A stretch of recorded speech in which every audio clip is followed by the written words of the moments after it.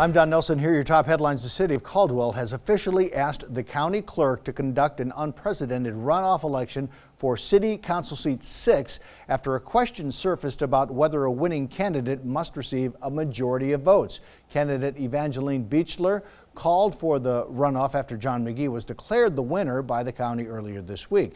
Caldwell City Code says members of the City Council shall be elected by a majority of the qualified electors as established by Idaho Code.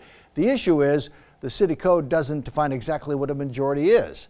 Caldwell officials say in the past the city has understood the word majority to mean the candidate with the most votes. However, both the Secretary of State and the Idaho Attorney General's offices interpret the language to mean a candidate must receive more than 50% of all votes cast in the order to win the election. McGee received the highest total votes, 39%, but fell short of a majority. Beechler received the second highest vote total, 30%.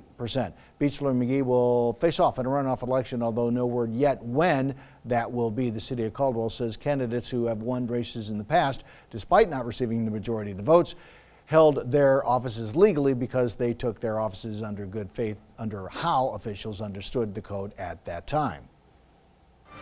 Now, Chief Meteorologist Scott Dorval with the On Your Side forecast.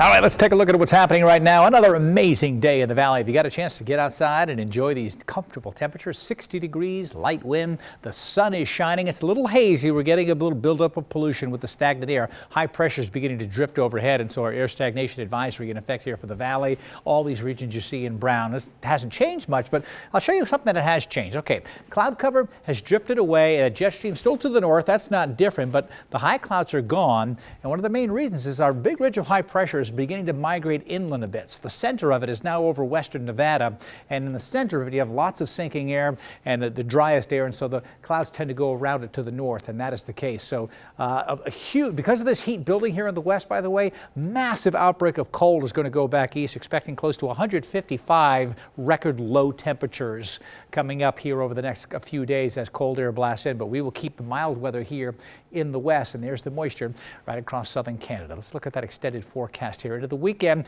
See temperatures still in the mid to upper 50s. Might go down a couple of degrees for tomorrow.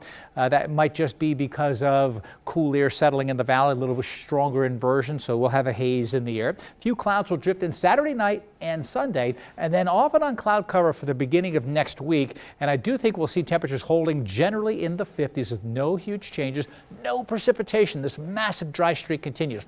I'll have another update for the weekend and beyond coming up right here later this evening.